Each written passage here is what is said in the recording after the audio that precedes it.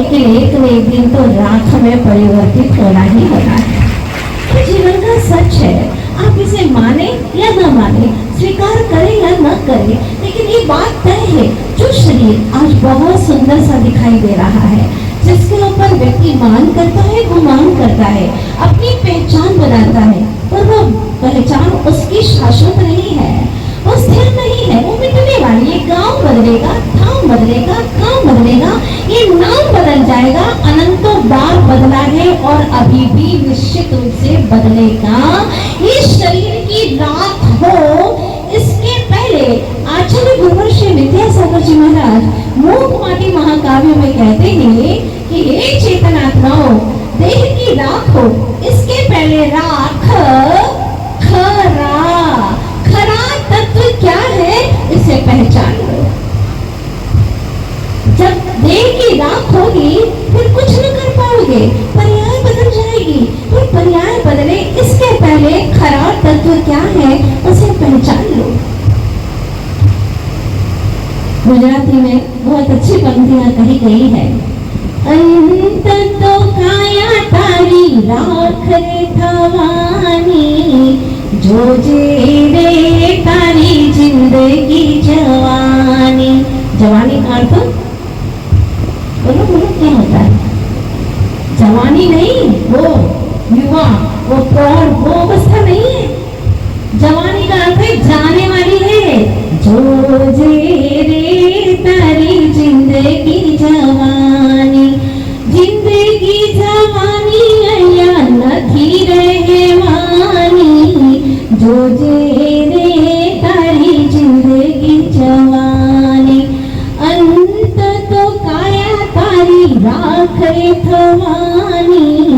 जो जे रे तारी जिंदगी जवानी। इस पर विश्वास नहीं करते, ये जरूर सोचते आज ये चले गए, पहले वो चले गए, आगे ये भी जाने वाले हैं, लेकिन ये मेरी पर्याय भी छूटने वाली है, इस पर विश्वास नहीं करते। विश्वास करना है, ये पर्याय है तो बदलेगी। अगर इसके ऊपर आसक्त होकर के इतने बेभान हो गए कि अपनी चेतन आत्मा का भी ध्यान नहीं रहा, तो ध्यान रखना, तुम्हारे जीवन का सारा करा कराया पानी फिर जाएगा। आपकी भाषा में बोलते हैं ना, सारे करे कराए पर पानी फिर गया। बहुत काम किया, लेकिन छोटी छोटी सी बात के लिए लड़ झगड़ लिए, क्या मतलब रहा? बहुत कुछ काम किया, बहुत मेहनत की, दान पुण्य भी किया, लेकिन अहंकार के वशीभूत होकर के ऐसी कषाय की कि सारे करे कराए पर पानी फेर दिया। आज तक यही हुआ है इस जीव के साथ में। धर्म नहीं किया ऐसी बात नहीं, आप लोगों ने धर्म बहुत किया, धर्म की क्रियाएं भी की है। एक बहुत सुंदर गाथा आप लोगों के बीच में रखी हूँ। कुंद कुंद स्वामी कहते हैं कि हे चेतनात्मा, तूने आज तक धर्म नहीं किया ऐसी बात नहीं है, अनंतों बार तो धार्मिक हुआ है। ध्यान से सुनना, अनंतों बार धार्मिक हुआ है, पर दुख की बात यह है, एक बार भी धर्मात्मा नहीं हुआ। आत्मा में धर्म नहीं आया, आत्मा में धर्म की अनुभूति नहीं हुई, धर्म की क्रियाएं तो कर ली। मंदिर गए, पूजा पाठ किए, स्वाध्याय सुना, संतों का समागम किया, लेकिन हमारे नेचर में रत्ती भर भी फर्क नहीं आया। हमारी मान कषाय में, हमारे अहम भाव में कोई अंतर नहीं आया, कर्ता भाव में कोई कमी नहीं आई, कर्तृत्व पना नहीं छोड़ा। तो क्या किया तुमने? सब कुछ किया। एक बात पूछना चाहती हूँ, आप बहुत चले, लेकिन मंजिल तक पहुंचे ही नहीं, वो चलना कहलाएगा क्या? बहुत खाया, लेकिन आपकी क्षुधा का तो शमन ही नहीं हुआ। बहुत पानी पिया, लेकिन प्यास तो बुझी ही नहीं तुम्हारी। वो खाना पीना और चलना निरर्थक है, अगर तुम्हारा लक्ष्य पूर्ण नहीं होता है, वो सब निरर्थक है। आज तक यही हुआ, तुमने बहुत कुछ किया, लेकिन सब कुछ करने के बावजूद भी नेचर में कोई अंतर नहीं आया। आज से 50 वर्ष पूर्व भी वही अहंकार था, वही दम्भ था, वही मान था, और आज भी थोड़ा और बढ़ गया। माता जी, आपने हमें पहचाना? अरे, जैन समाज में हमारा काफी अच्छा नाम है। हाँ, अगर आप किसी से पूछेंगे तो बच्चे बच्चे मुझे जानते हैं, क्योंकि हमारा परिवार बहुत दानी रहा है, क्योंकि हमारा परिवार बहुत धर्मात्मा रहा है।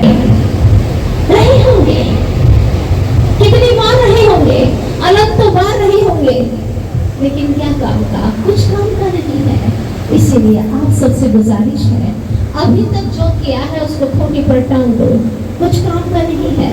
ये जो विषय और कषायों का सेवन किया है, यही आत्मा के अहितकारी है। रोज पढ़ते हैं, प्रभु को सुना देते हैं, लेकिन भीतर में रत्ती भर भी फर्क नहीं आता, कोई भी नेचर में परिवर्तन नहीं आता। आत्मा के अहित विषय कषाय भगवान से कह देते, गुस्सा आ जाता है। मंदिर में बैठे हैं, गुरुओं के समागम में बैठे हैं, वहां कैसी कषाय का काम क्यों है? वहां पर कषाय का काम, लेकिन यहाँ सबसे पहले कषाय आड़े आती है।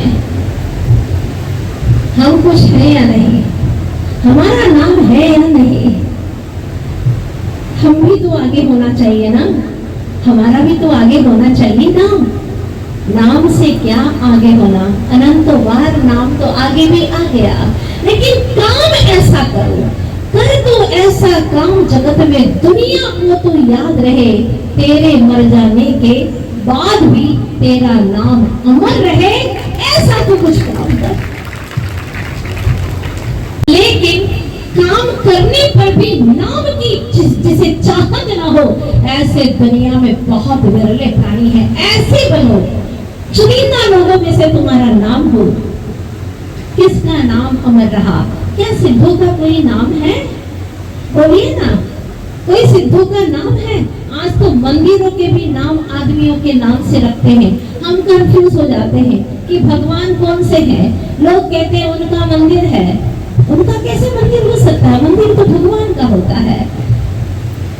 पता नहीं कितनी दूर तक हमारी कषाएं पहुंच चुकी हैं। अब वापस लौटा करके लाना है, एकदम तो नहीं, लेकिन धीरे धीरे ही सही हमें लौट करके आना है, अपने निज घर में आना है, निज गृह में हमें अपनी वसति का बनाना है। वास्तव में वहां रहकर के ही हमें संतुष्टि मिलेगी। आज तक बाहर के घर में कहीं शांति नहीं मिली, चाहे कितना ही आप बाहर के घर में रह लो, भटक लो अनंत काल तक, लेकिन निज घर की जब तक सुध नहीं आएगी, जब तक निज आत्म तत्व की पहचान नहीं होगी, तब तक जीवन में सुख शांति का एहसास नहीं होगा। ये बात बिल्कुल तय है। तो मैं आपसे कह रही थी कि आपको भी अपने जीवन में कुछ मीत बनाना है, ऐसे मीत जो तुम्हें भगवान बनने की रीत सिखा दे, ऐसी नीत जो तुम्हें भगवान बनने की, भगवान होने की रीत सिखा दे। ये तुम्हारे जितने भी मीत हैं, तुम्हें बदमाश बना सकते हैं, तुम्हें व्यसनी बना सकते हैं, तुम्हें शराबी बना सकते हैं, तुम्हें शतोरिया बना सकते हैं, जुआरी बना सकते हैं, कि तुम्हें निर्विकारी नहीं बना सकते, तुम्हें वीतरागी नहीं बना सकते। इसीलिए मैंने आप लोगों के बीच में एक कहानी रखी थी। एक व्यक्ति ने 3 मित्र बनाए, जिसको दिन में, पहला मित्र है कई बार मिलता है, दूसरा है जिसको दिन में एक बार मिलता है, तीसरा वो है जिसको 2-4 महीनों में एक आध बार मिलना पड़ता है। जब मौत का पैगाम आता है तो क्या होता है? उस व्यक्ति के ऊपर तो किसी ने केस दायर कर लिया और कहा, जज ने कहा कि तुम्हें गवाही लानी पड़ेगी। वो व्यक्ति सबसे पहले किसके पास में गया गवाही के लिए? जिसको दिन में कई बार मिलता था। उसे विश्वास था कि ये तो मुझे गवाही देगा ही देगा। लेकिन जैसे ही वो उसके पास में गया तो उसने कहा, अरे तुम मेरे पास में आ गए, मैं किसी को गवाही नहीं दे सकता, जैसे आए हो उनके पैर लौट जाओ, वरना। ऐसी भाषा, ऐसे उद्दंड भाषा। उसने कहा, भाई मैंने तेरे साथ में मित्रता निभाई है, दिन में कई बार मिला हूं मैं तुझसे, मैंने अपना खाना पीना छोड़ दिया, मैंने संत समागम छोड़ दिया, कई चातुर्मास हुए, मैं चातुर्मास में साधुओं के पास में नहीं गया, उतना समय मैंने तेरे लिए दिया है, और तू कहता है कि मैं तुझे साथ नहीं दे सकता। अरे तुम मेरे इतने फास्ट फ्रेंड होकर के साथ नहीं दोगे, तुम्हें किसकी शरण में जाओ? उसने कहा, लौट जाओ, वरना अच्छा नहीं होगा। घबरा गया बेचारा। अब वह गवाही के लिए दूसरे मित्र के पास में जाता है। कौन सा है दूसरा मित्र? इसको दिन में एक आध बार तो मिलता ही है। पहुंचा उसके पास में। उसने कहा, ठीक है मित्र, अब आए हो तो मैं तुम्हारे साथ तो चलूंगा, लेकिन ध्यान रखना गवाही नहीं दूंगा। कोर्ट के दरवाजे तक चलूंगा लेकिन गवाही नहीं दे सकता। अरे ऐसा क्यों? बस मेरा नेचर ही ऐसा है, मेरा स्वभाव ही ऐसा है, मैं किसी को गवाही नहीं दे सकता, समझे? उसकी बात सुनकर के उसके प्राण मानो कंठगत आ गए। उसने सोचा, जो मेरे फास्ट फ्रेंड थे, जिसके लिए तुम इधर उधर घूमते थे, माँ पिता ने कहा, बेटा माता जी का चतुर्मास हो रहा है, रोज क्लास में जाया करो, लेकिन मित्र के कारण से क्लास में भी नहीं आया। हे मित्र, मैंने तुम्हारे पीछे सारा साधुओं का समागम छोड़ दिया, धर्म ध्यान नहीं किया, जो मेरे अनंत सुख का कारण था।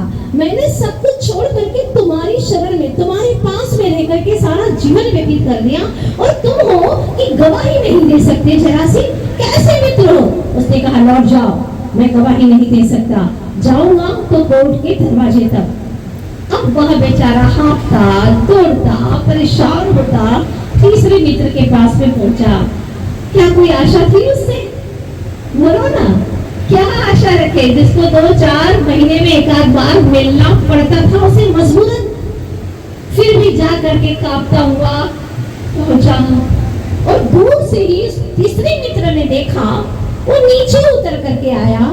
उसने कहा, मित्र ऐसी तुम्हारी दशा, तुम ऐसे घबरा क्यों रहे, क्यों कांप रहे हो, क्यों ऐसी दशा हो रही है तुम्हारी? बताओ बताओ, मैं तुम्हारा मित्र हूँ। अगर मित्र से न कहोगे तो किससे कहोगे? कहो मित्र, कहो। इतना प्रेम, इतना वात्सल्य उसने कह दिया। मित्र, बड़ी आशा से तुम्हारे पास में आया हूँ, क्या तुम मुझे गवाही दोगे? मुझे केस में उलझा दिया है, तुम्हारी गवाही की जरूरत है, इसके बिना मेरी फांसी की सजा भी हो सकती है। मित्र, अरे घबराओ मत, इतना घबराते हैं क्या? मेरे जैसे मित्र के रहते घबराते नहीं है। जाओ, जा करके जज साहब से बोल देना कि मेरा मित्र गवाही देने के लिए आ रहा है, और मित्र का नाम भी बता देना। ध्यान रखना मित्र, जो मैं कह रहा हूँ बिल्कुल सच है। तुमने मेरा नाम जो ले लिया वहां पर, मुझे वहां आने की भी जरूरत नहीं पड़ेगी, तुम रिहा हो जाओगे, बाइज्जत रिहा हो जाओगे, मुझे विश्वास है। जाओ। कहानी सुन ली आप लोगों ने, 3 मित्र। तुमने भी अपनी लाइफ में 3 मित्र बनाए हैं।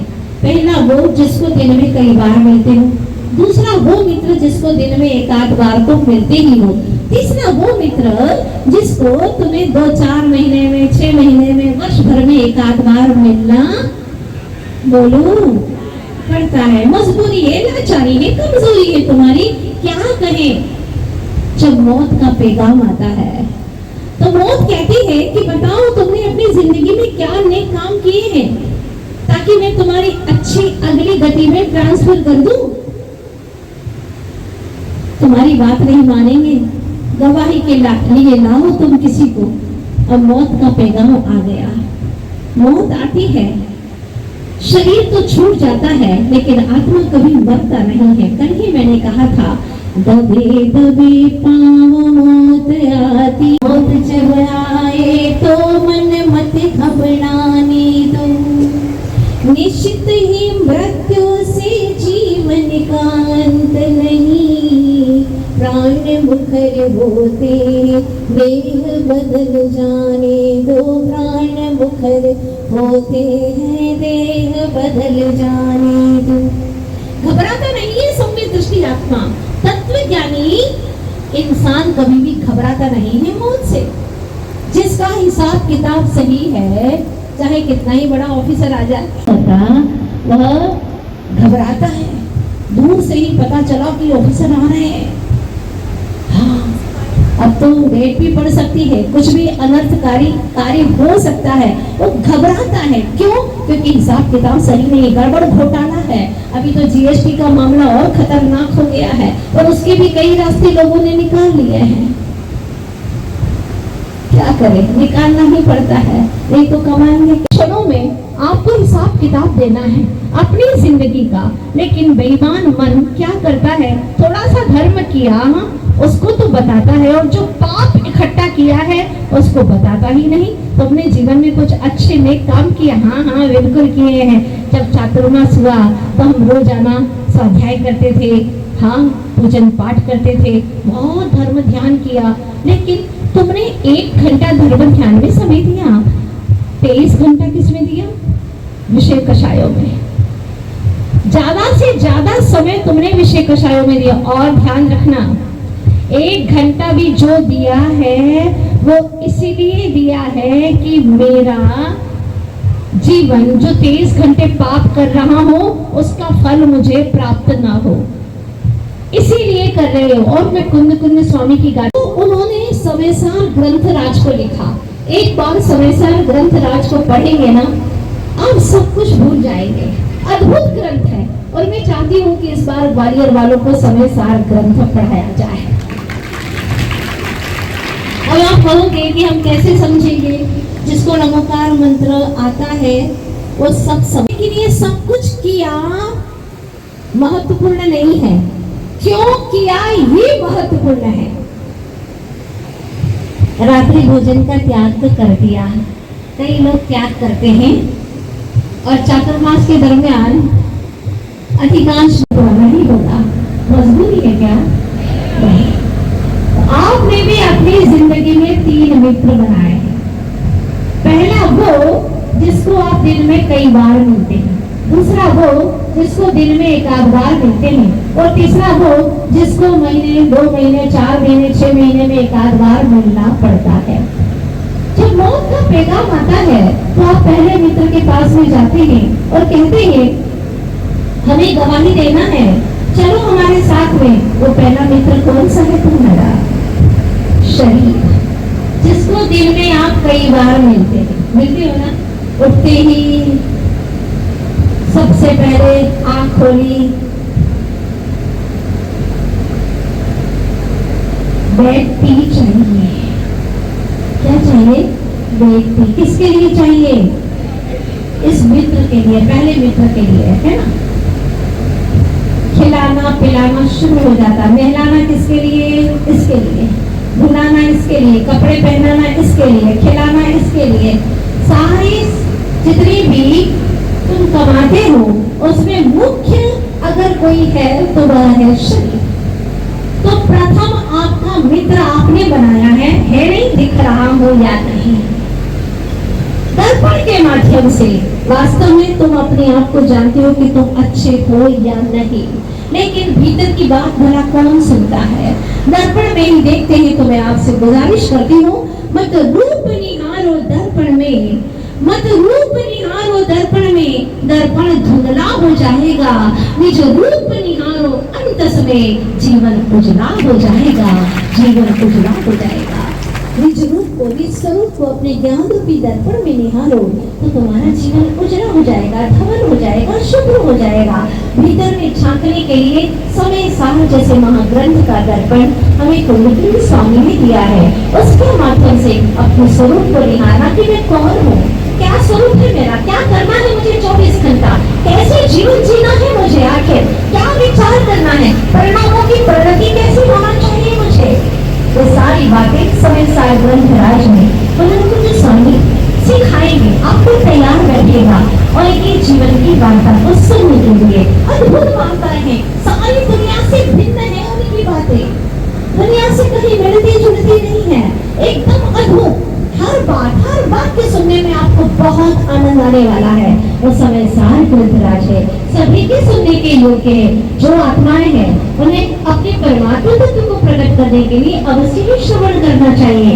ऐसा श्रवणीय ग्रंथ है समयसार ग्रंथराज। आप प्रतीक्षा कीजिए कि वो समयसार ग्रंथराज हमारे हाथों में आ जाए। आप सबके हाथों में होगा वह ग्रंथ, बहुत सुंदर, बच्चों को भी समझ में आए ऐसी बात है। समयसार ग्रंथराज ने कह दिया कि मैं तुम्हारे साथ नहीं आ सकता और गवाही भी नहीं दे सकता।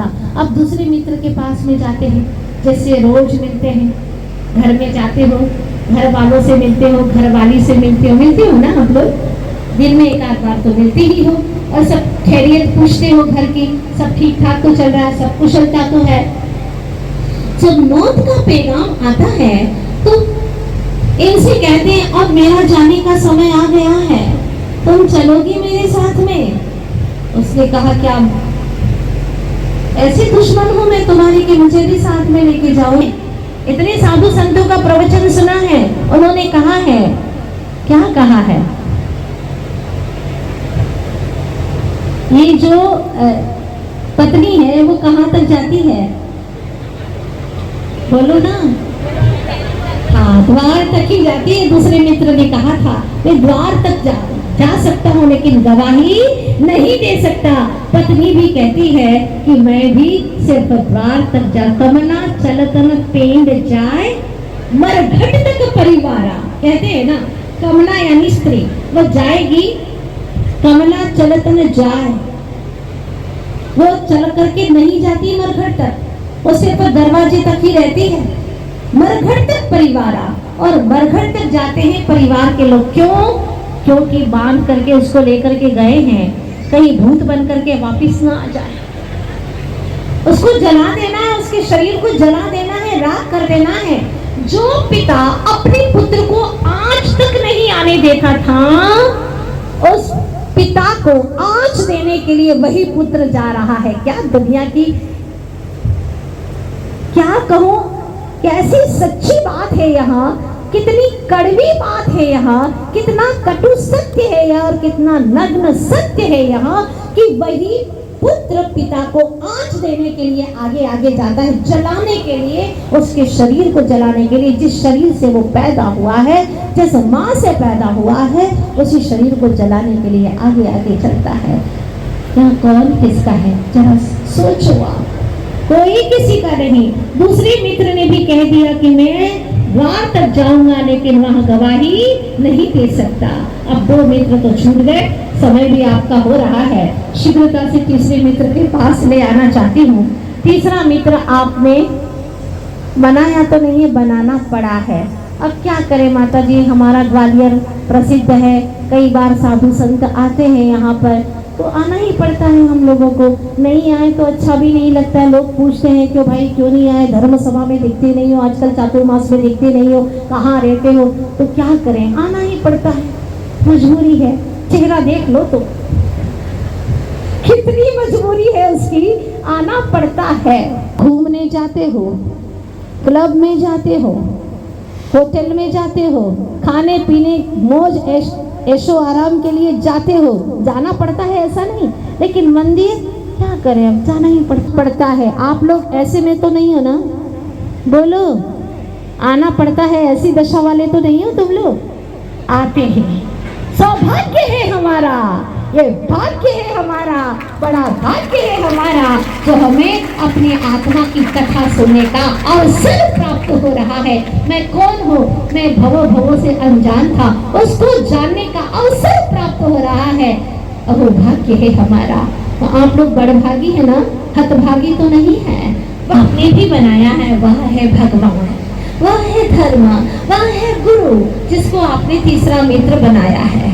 साल में 6 महीने में एक आध बार जाना पड़ता है मिलने के लिए।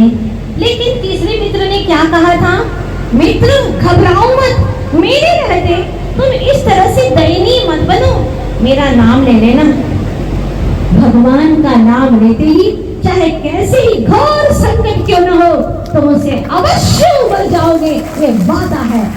मानतो गोस्वामी स्वतः कहते हैं, तत्संस्तवेन भव संतति सन्निबद्धम पापम क्षणात् क्षयमुपैति शरीर भाजा। क्या बात कही है, जन्म जन्मांतर के पाप एक बार श्रद्धा से नाम तो ले लेना, तुम उससे जरूर उबर जाओगे। विश्वास होना चाहिए। अब वो श्रद्धा कैसे उमड़ करके आए, इसके लिए आपको क्लास अटेंड करनी पड़ेगी, ताकि आपका मिथ्यात्व का घना घटाटोप अंधकार तिरोहित हो जाए और सम्यक दर्शन का उजाला तुम्हारे जीवन में हो जाए। और फिर जब तुम भावों से भर करके नाम लोगे, फिर तुम्हारा वह एक बार का नाम भी सार्थक हो जाएगा, 9 बार 9 का मंत्र पढ़ना भी सार्थक हो जाएगा। न जाने कितनी मालाएं फेरी, लेकिन मन शुद्ध नहीं हुआ तो मालाएं फेरना निरर्थक ही रहा। इसीलिए ध्यान रखना, शुद्धि पूर्वक विशुद्धि का ध्यान रखना है। आप लोग कहते हैं, कई लोगों की बात है, आज मैं सामूहिक रूप में ही कह देती हूँ, महिलाएं कहती हैं हम चौके में जाते हैं, हमें आहार देने ही नहीं मिलता है, हम क्या करें, हमें वापस बाहर कर देते हैं। आप लोग शुद्धि का ध्यान रखोगे तो कई जगह 500 लोगों ने भी एक साथ आहार दिया है। ध्यान रखना, कभी मना नहीं कहेंगे, लेकिन एक भी धागा छिला हुआ नहीं होना चाहिए, अशुद्धि से स्पर्शित नहीं होना चाहिए। बिल्कुल शुद्धि के साथ में आप लोग आएंगे, और अगर किसी से स्पर्श हो गया है, तुम्हारा अशुद्धि में हो गए हो, तो आप खुद ही कह देना, नहीं भैया हम पाप के भागीदार नहीं बनेंगे, हम ऐसा पाप का काम नहीं करेंगे। आपको विशेष पुण्य का बंध होगा अगर आप ऐसे ही अशुद्धि में आहार दान दे देंगे, तो आप विशेष रूप से तीव्र पाप का बंध करेंगे। ध्यान रखना, छोटी छोटी बातों का बात चल रही थी, शुद्धि के साथ में विशुद्धि का ध्यान रखेंगे तो निश्चित रूप से एक न एक दिन आपकी बुद्धि केवल ज्ञान रूपी बुद्धि में परिवर्तित हो जाएगी। जो बुद्धि रिद्धि का भेद है, उस केवल ज्ञान बुद्धि रिद्धि को प्राप्त कर लोगे। तो मेरी आप सबसे गुजारिश है कि जो 3 मित्र आपने बनाए हैं ना, जो तीसरे नंबर का मित्र है उसको पहले नंबर का मित्र बना लो। इतना कर लो, चातुर्मास में एक ही काम करना है। जो तीसरे नंबर का मित्र है, जिसको 4-6 महीने में एक आध बार मिलना पड़ता है, तुम्हें मजबूरी है, उसको पहले नंबर का मित्र बना दो। दिन में कई बार मिलोगे, हो गया काम। दिन में कई बार मिलोगे, धर्म से कषायों को, मान कषायों को खूंटी पर टांग दोगे। अभी 4 महीने के लिए पोस्टपोन कर दो, उसे छुट्टी दे दो, अवकाश दे नहीं देंगे। हम विवाद नहीं करेंगे, साधन से प्यार प्रेम और वात्सल्य के साथ में ही उसके साथ में व्यवहार करेंगे। चातुर्मास सार्थक हो गया। मैं आपसे ये नहीं कहती हूँ कि आप मुनि बन जाओ, आप आरिका बन जाओ, त्यागी व्रती बन जाओ, मत बनो, लेकिन एक अच्छे इंसान बन जाओ, बस इतना ही पर्याप्त है। ना है इतना, एक अच्छे इंसान से प्यार कर सके, बस इतना हो जाओ। अंतिम में 4 पंक्तियां आप सबके लिए। तो मगर तो ताज बन कर जी, ध्यान से सुनिएगा, एक दिन भी जी मगर तो ताज बन कर जी, कल न बन तो जिंदगी का आज बन कर जी, कल न बन तो जिंदगी का आज बन कर जी। ओ मनुज मत पंछी बन आकाश बन कर जी, मत संसारी बन हरे भगवान बन कर जी। अब संसारी बनकर के कब तक जीते रहोगे, भगवान बनकर के जीना सीखो।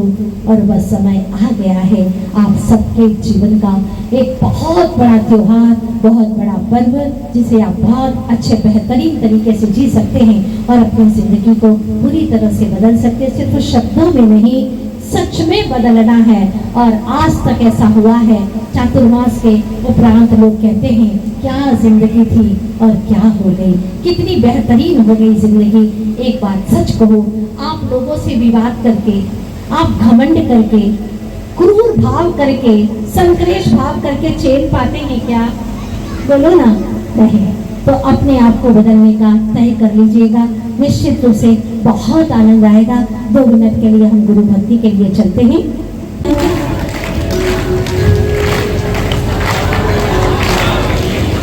दुनिया का सहारा जाने ना गुरु तेरा, कुछ करने की क्या जरूरत है, चरणों में गुजारा काफी है।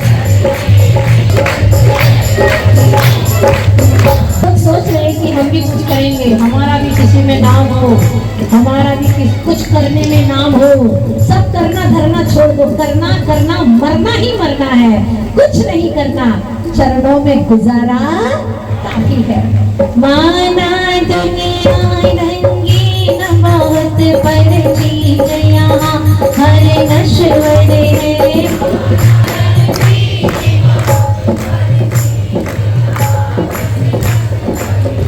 देखो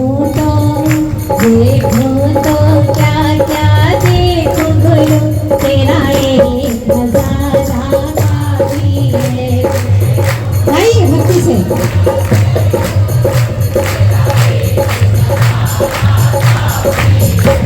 सहारा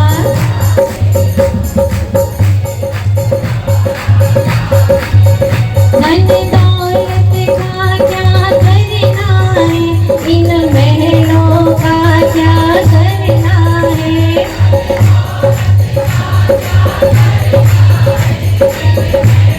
सब छोड़ के जाना है। जीवन में घोर अंधेरा है, गुरु ज्ञान उजाला काफी है।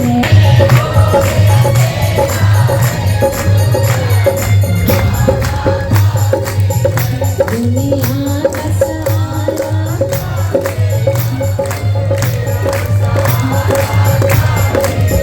है, भवसागर अति गहरा है, हर और कर्म का पहरा है।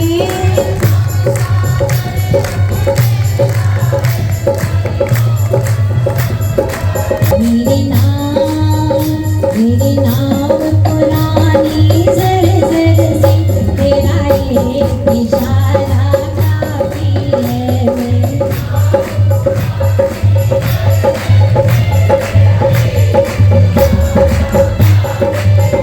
दुनिया का सहारा क्या लेना, गुरु तेरा सहारा।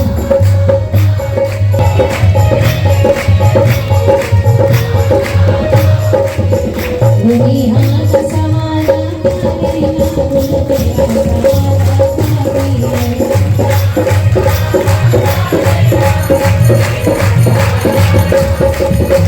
करने की क्या जरूरत है, चरणों में गुजारा काफी है।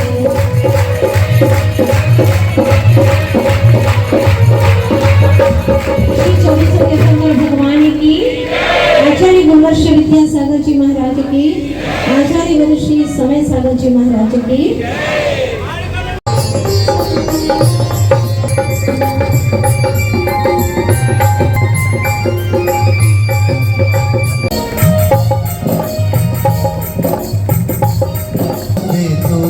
निकल के सामने आ मेरे गुरुदेवा, देवा देवा मेरे गुरुदेवा।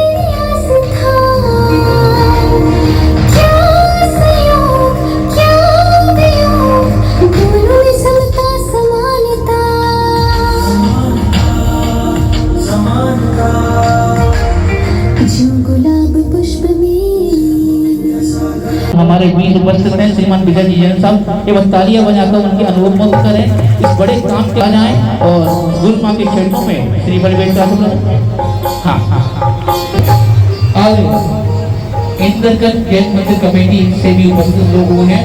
आइए सम्मान के साथ उनको भी आगाज करता हूँ नाम का, और गुरु माँ के चरणों में बारी बारी से आए। एक बार हमारे इंद्रकंठ मंदिर और या वहाँ के स्थानीय लोग उपस्थित हैं, उनसे ही मेरा बिना आग्रह है वे भी आए अपने लोगों के साथ में और इस गुरु माँ को श्री बलवेद का आशीर्वाद प्राप्त करें।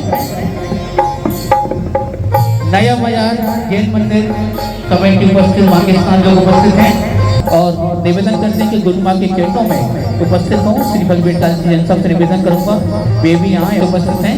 सम्मान के साथ उन्हें यहाँ बुलाता हूँ और निवेदन करता हूँ और उनसे निवेदन है अपने साथियों को भी लेके आए जो उनकी टीम है वे हैं कि जहाँ वो खड़े हो जाते हैं गंगा स्वाद उनके पीछे उस काम को करने की नियत अपने आप सामर्थ्य हो जाती है। आइए मिशन इंक्वायरी भी आए। आइए इस मेहंदी टीम को वंदन अभिनंदन और निवेदन करते हैं गुरु मां के चरणों में श्रीफल बेटा से प्राप्त करें। श्रीमान ललित जी जैन सर मीडिया प्रभारी हमारे बीच उपस्थित हैं, सम्मान के साथ उन्हें भी आगन करता हुए आए। ये वो शख्सियत है जहाँ भी कोई संत समागम का उपस्थिति होती है उनकी उपस्थिति यहाँ अपने आप प्राप्त है। ऐसे उपस्थित देखकर ललित जी जैन सर मीडिया प्रभारी का बंदन है। श्री जय कुमार जी जैन सर लश्कर से हमारे बीच उपस्थित हैं। जय कुमार जी जैन सर,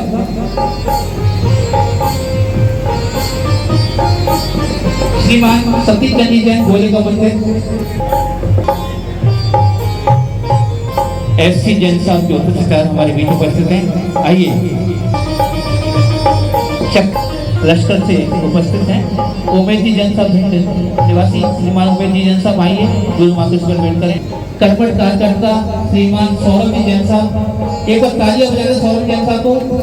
ये जो टीम है पूरी उसी पर मिलता तक जब गुरु मां का अभियान चल रहा था तो हमारे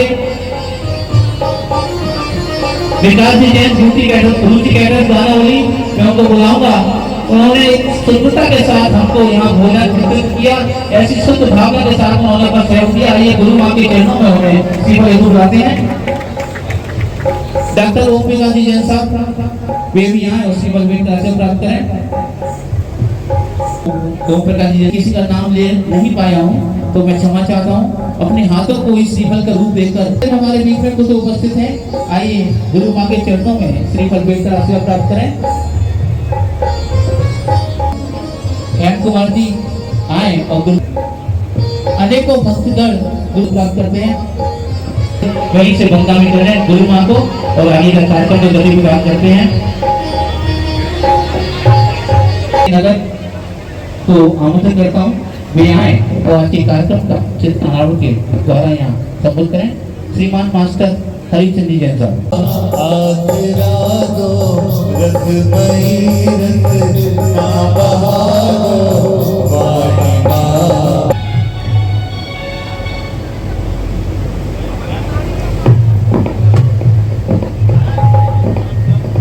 श्रीमान मनोज आइए। श्रीमान मनोज कुमार जी, पवन कुमार जी जैन, मधु जैन ठाटेपुर और महेंद्र कुमार जी, विशाल जी जैन और ललित जी जैन, संगीता जैन मेरी आवाज सुन रहे हो तो सीख कर यहाँ मंच तक पहुंचे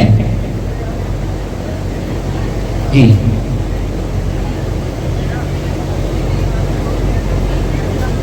कॉलोनी ठाटेपुर आ जाए पर बन रही हो तो सीख कर